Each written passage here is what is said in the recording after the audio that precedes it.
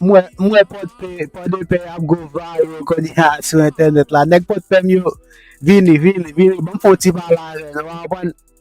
Même moi tout m'te kon mette tete sur internet là, but ou connaît gen progrès, faut tout just commencer après ça vous faire progrès. Grand peu bagay journaliste Port-de-Paix yo nèg média Port-de-Paix yo men. Grand peu bagay ba quitter mon yo mette yo sur internet là men. Moi Port-de-Paix ap go viral sur TikTok. Un pile artiste qui j'aime même show défilé, maro, runway, bah, ça yo. Grand pile bagay k'ap go viral. M'se trompe pas sur TikTok là, k'ap chanter devant Diaz. Monsieur vire l'a danser puis en bas pantalon le chire puis yo dit nèg Port-de-Paix. M'pa quoi ça. Il a son sabotage à faire sur nèg Port-de-Paix. But yeah man, nèg média men avant nous poster nèg média Port-de-Paix yo m'a parler avec nous.